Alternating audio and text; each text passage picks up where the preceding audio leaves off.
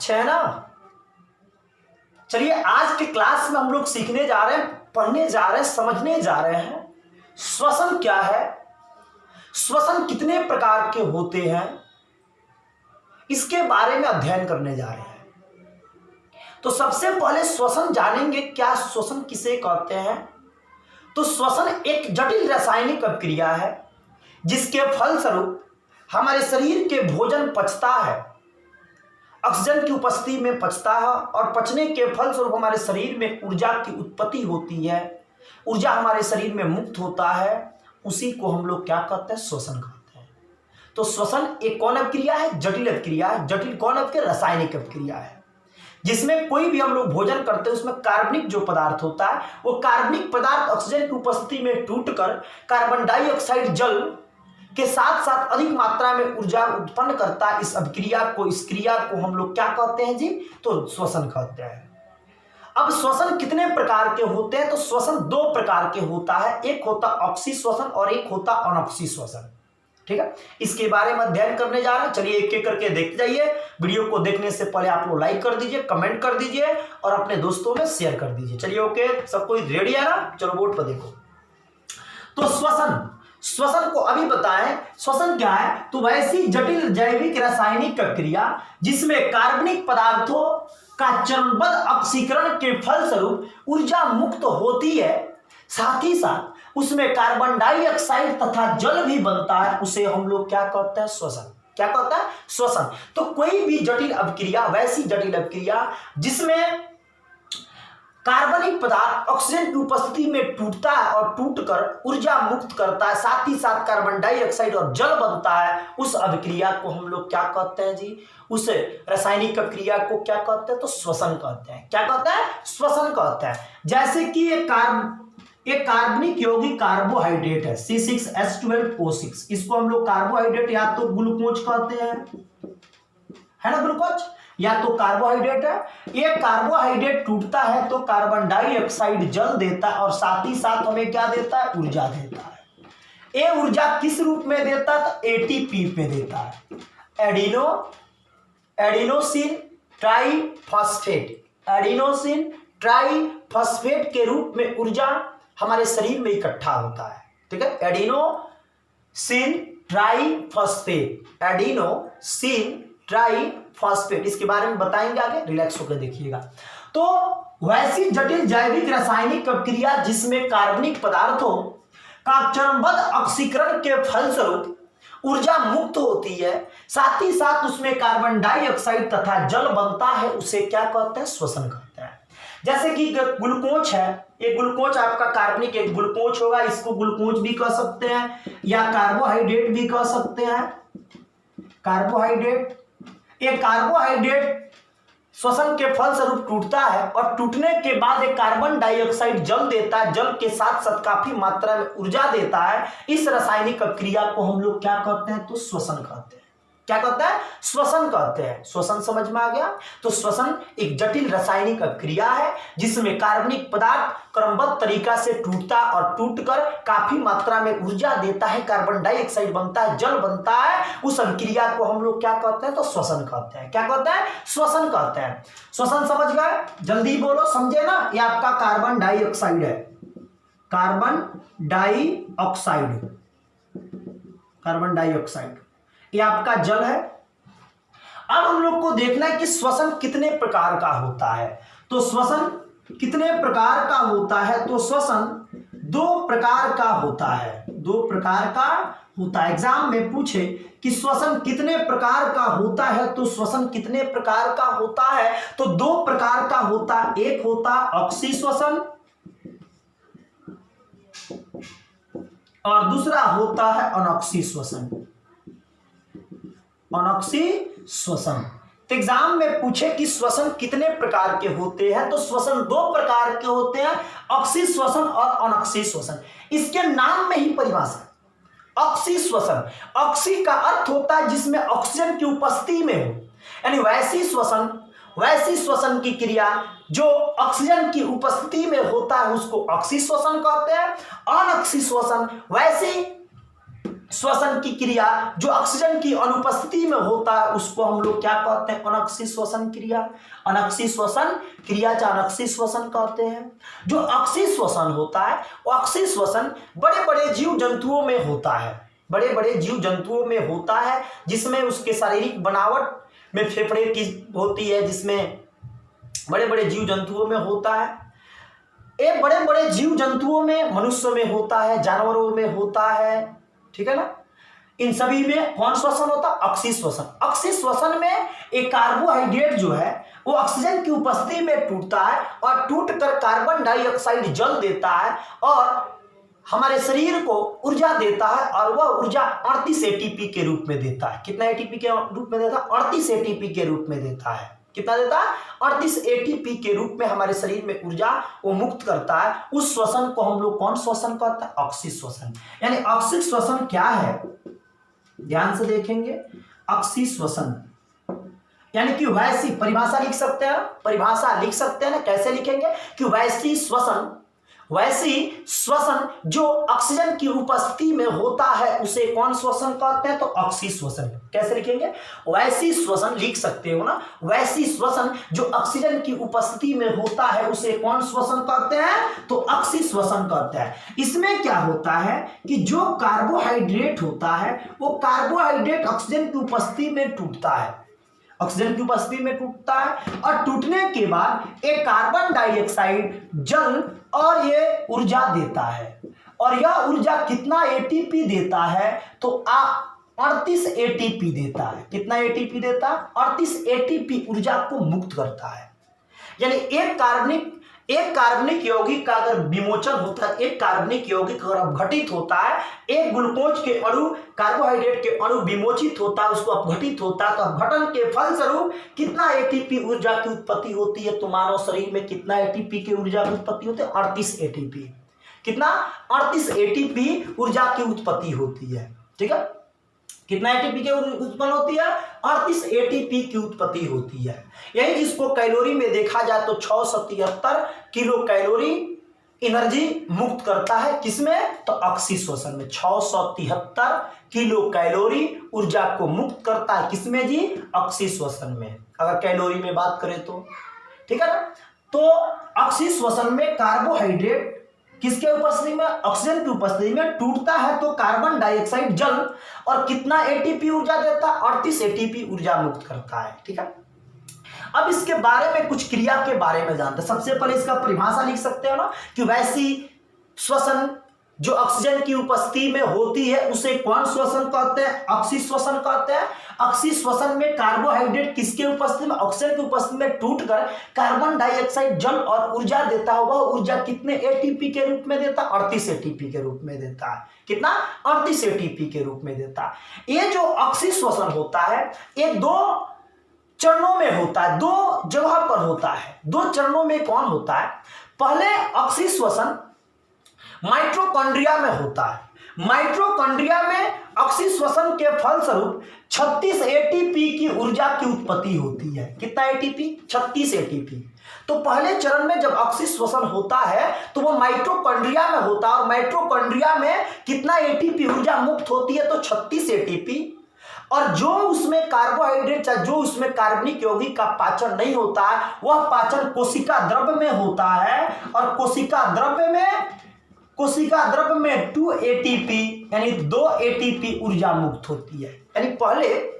यानी फर्स्ट बार में जो कार्बोहाइड्रेट का पाचन होता है, ऑक्सीकरण होता है, वो किस में होता है? माइटोकॉन्ड्रिया में। और माइटोकॉन्ड्रिया में श्वसन के फलस्वरूप कितना एटीपी ऊर्जा उत्पन्न होता है? तो 36 एटीपी। कितना?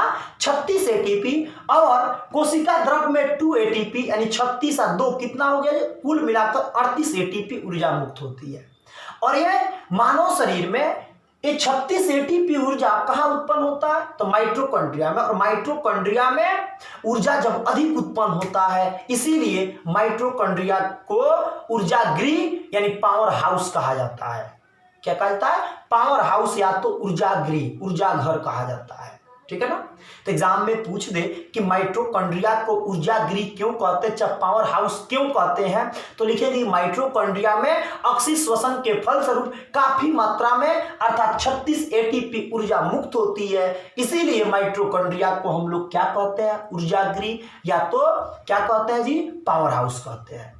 ठीक है। और 2 एटीपी ऊर्जा कहां मुक्त होती है, तो कोशिका द्रव्य में, इसीलिए अक्सी श्वसन क्रिया कितने चरणों में संपन्न होती है, 2। पहले माइटोकॉन्ड्रिया में 36 एटीपी ऊर्जा मुक्त होती है और कोशिका द्रव्य में 2 एटीपी, तो 36 और 2 कितना जी, 38 एटीपी। ठीक है ना, समझ में आ गया, जल्दी बोलो, ये आया ना। तो अक्सी श्वसन 2 चरणों में, माइटोकॉन्ड्रिया में 36 एटीपी और आपको कोशिका द्रव्य में 2 एटीपी, तो 36 और 2 कितना जी, 38 एटीपी ऊर्जा मुक्त होती है। तो हम लोग पढ़े अभी क्या जी, अक्सी श्वसन। क्या पढ़े, अक्सी श्वसन। अब हम लोग देखने जा रहे हैं अनक्सी श्वसन। स्क्रीनशॉट ले लो, जल्दी से स्क्रीनशॉट लो इसका। अब हम लोग देखने जा रहे हैं अनक्सी श्वसन। क्या देखने जा रहे हैं, अनक्सी श्वसन। अब हम लोग देखने जा रहे हैं अनक्सी श्वसन। ध्यान से देखिएगा, पूरा समझ में आएगा, कहीं भी आपको घबराने की बात नहीं है, रिलैक्स से देखना है, ठीक है ना। अब देखते हैं, जो दूसरा आपका श्वसन का प्रकार था वो था अनक्सी श्वसन। अनक्सी श्वसन, अनक्सी श्वसन किसे कहते हैं, परिभाषा आप लोग आसानी से लिख सकते हैं, यानी कि वैसी श्वसन, क्या जी, वैसी श्वसन जो ऑक्सीजन की अनुपस्थिति में होती है उसे हम लोग क्या कहते हैं, अनक्सी श्वसन। यानी वैसी श्वसन जो ऑक्सीजन की अनुपस्थिति में होती है, जिसमें ऑक्सीजन नहीं होता है, यानी ऑक्सीजन की अनुपस्थिति में होता है, उसे क्या कहते हैं, अनक्सी श्वसन। लिख सकते हो ना डिफिनीशन, जल्दी कमेंट बॉक्स में लिखोगे, यस सर लिख सकते हैं।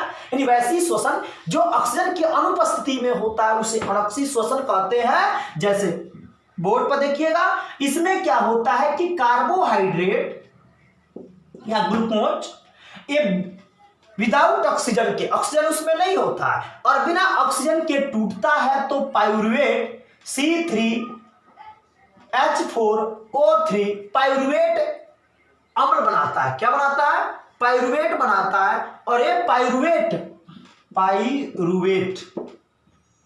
एक प्रकार का अम्ल है, ये पाइरुवेट बनाता, ये पाइरुवेट पुनः टूटता है, तो टूटने के बाद ये बनाता है एथेनॉल। ये क्या है जी, एथेनॉल है। क्या है, एथेनॉल है। एथेनॉल के साथ ये बनाता है कार्बन डाइऑक्साइड। क्या बनाता है, कार्बन डाइऑक्साइड, और यहां से 2 एटीपी ऊर्जा को मुक्त करता है। कितना एटीपी ऊर्जा को मुक्त करता है, 2 एटीपी ऊर्जा को मुक्त करता है। कितना एटीपी ऊर्जा को मुक्त करता है, 2 एटीपी। तो अनक्सी श्वसन किसे कहते हैं, किसे कहते हैं अनक्सी श्वसन, जल्दी बोलो। तो वैसी श्वसन जो ऑक्सीजन की अनुपस्थिति में होता है और जिसमें कार्बोहाइड्रेट टूटकर डायरेक्ट कार्बोहाइड्रेट टूटता है, एथेनॉल बनाता है। एथेनॉल बनाने के बाद कार्बन डाइऑक्साइड बनाता है और 2 एटीपी ऊर्जा मुक्त करता है।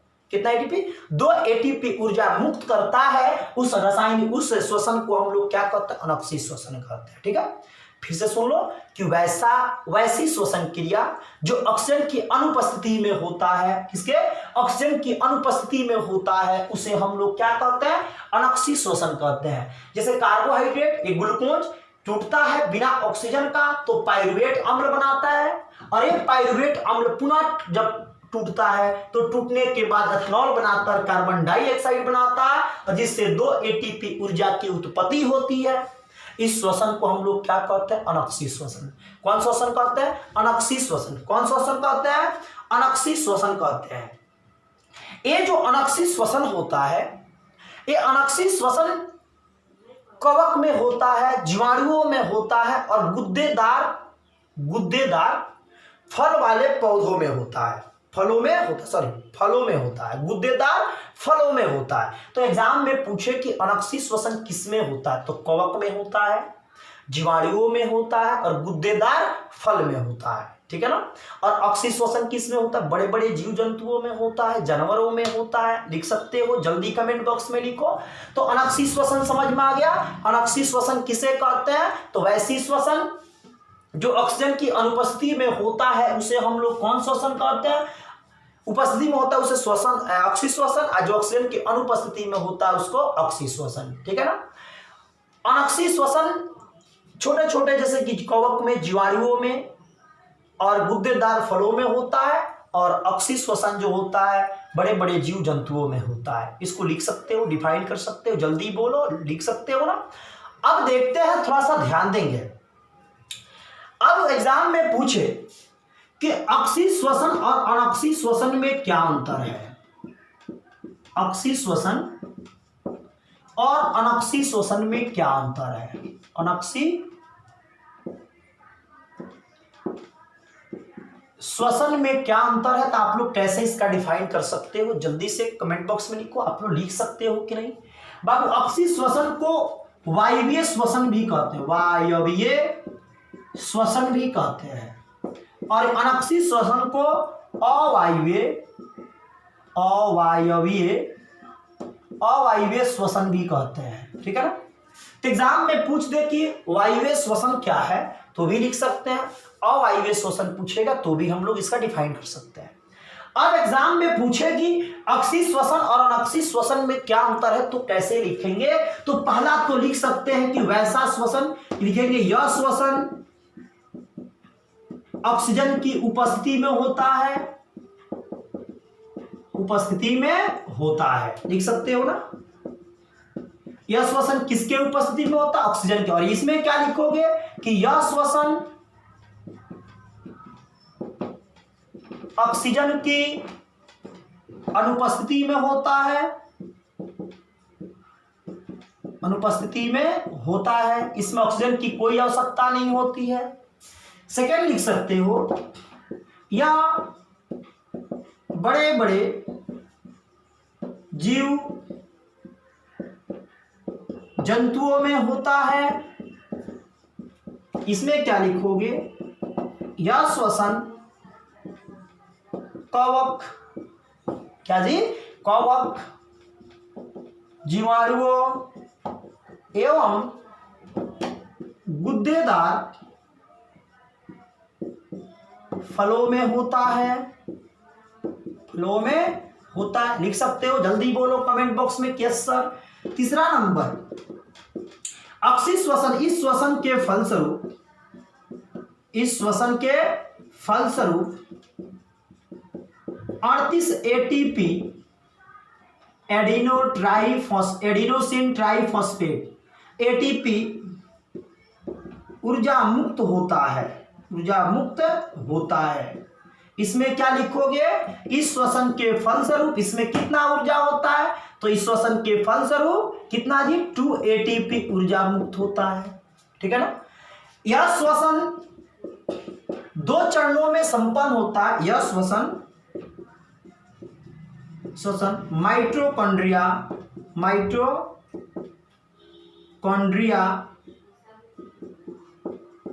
यह श्वसन माइटोकॉन्ड्रिया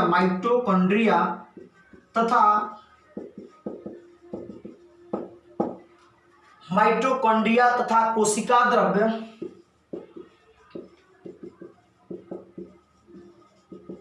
द्रव्य में संपन्न होता है। इसमें क्या लिखोगे? जल्दी बोलो। यह श्वसन केवल कोशिका द्रव्य में संपन्न होता है, द्रव्य में संपन्न होता है, ठीक है ना। इसका उत्पाद क्या होता है? तो इसका उत्पाद हम लोग लिखेंगे अक्षी श्वसन का उत्पाद। इसका उत्पाद कार्बन डाइऑक्साइड, जल होता है। और इसका अंतिम उत्पाद क्या होता है? जल्दी बोलो। तो एथेनॉल होता है ना एथेनॉल, और कार्बन डाइऑक्साइड होता है। तो आसानी से हम लोग अक्षीय श्वसन और अनक्षीय श्वसन में अंतर भी लिख सकते हैं। यानी अक्षीय श्वसन वैसी श्वसन जो ऑक्सीजन की उपस्थिति में होता है उसे अक्षीय श्वसन, और वैसी श्वसन जो ऑक्सीजन की अनुपस्थिति में होता है उसको अनक्षीय श्वसन। अक्षीय श्वसन बड़े बड़े जीव जंतुओं में होता है, अनक्षीय श्वसन कवक में, जीवाणुओं में, गुद्देदार फलों में होता है। इस श्वसन के फलस्वरूप 38 एटीपी ऊर्जा प्रदान होती है, और ये 38 एटीपी किस 2 चरणों में होता है, माइटोकॉन्ड्रिया में 36 एटीपी और कोशिका द्रव में 2 एटीपी होता है। उसके बाद ये इसमें 2 एटीपी ऊर्जा होता है। यह श्वसन माइटोकॉन्ड्रिया तथा कोशिका द्रव में संपन्न होता है। माइटोकॉन्ड्रिया तथा कोशिका द्रव में संपन्न होता है। और ये किसमें होता है, यह केवल कोशिका द्रव में संपन्न होता है। इसका अंतिम उत्पाद कार्बन डाइऑक्साइड जल होता है, और इसका अंतिम उत्पाद क्या होता है, एथेनॉल होता है, और क्या होता है, कार्बन डाइऑक्साइड होता है। ठीक है, इसी पर एक क्वेश्चन आप लोग को बताएंगे नेक्स्ट क्लास में, चाहे सुन लीजिए, अगर आप लिख सकते हैं तो लिख सकते हैं। जल्दी से इसको स्क्रीनशॉट ले लो, जल्दी से इसका स्क्रीनशॉट लो, ले लिया ना? ठीक है, चलिए देखते हैं। अब हम लोग देखने जा रहे हैं, जब कोई मनुष्य दौड़ता है, तेजी से दौड़ता है, तो दौड़ने के फलस्वरूप उसके मांसपेशियों में ऑक्सीजन के प्रवाह रुक जाता है। जब ऑक्सीजन के प्रवाह रुकता है तो मांसपेशियों में ऑक्सीजन की कमी होने लगता है। उस परिस्थिति में जो कार्बोहाइड्रेट होता है वह अनक्षीय श्वसन के फलस्वरूप पचने लगता है, अनक्षीय श्वसन के फलस्वरूप विघटित होता है, और उस अनक्षीय श्वसन के कारण, विघटित होने के कारण वह लैक्टिक अम्ल बनाता है। कौन अम्ल बनाता है? लैक्टिक अम्ल बनाता है। और वो लैक्टिक अम्ल बनने के कारण जब धावक दौड़ता है तो दौड़ के जब घर आता है तो उसके मांसपेशियों में, पैर के मांसपेशियों में दर्द होने लगता है। जो अम्ल होता है, कौन अम्ल? लैक्टिक अम्ल। उस लैक्टिक अम्ल के बनने के कारण उसके मांसपेशियों में दर्द होने लगता है। ठीक है ना? एग्जाम में पूछे कि धावक जब तेजी से दौड़ता है, धावक जब दौड़ता है तो दौड़ने के बाद उसके मांसपेशियों में दर्द क्यों होता है, कड़क क्यों उत्पन्न होता है? तो धावक जब तेजी से दौड़ता है तो उसके मांसपेशियों में ऑक्सीजन की कमी हो जाती है। ऑक्सीजन की कमी होने के कारण कार्बोहाइड्रेट अनक्षीय श्वसन के फलस्वरूप विघटित होता है, और विघटन होने के बाद वो लैक्टिक अम्ल बनाता है। उसी लैक्टिक अम्ल के बनने के कारण धावक के मांसपेशियों में जोर जोर से क्या होने लगता है, दर्द होने लगता है। हम लोग भी जब मेहनत करते थे, ज्यादा वर्क कर देते हैं, तो मांसपेशियों में देखिएगा दर्द होने लगता है। किसके कारण? लैक्टिक अम्ल के कारण। चलिए इतना आप लोग कंप्लीट कर लीजिएगा, कल फिर हम लोग नेक्स्ट क्लास में आएंगे और पढ़ेंगे। चलिए आज के लिए इतना ही, बाय, सबको बाय।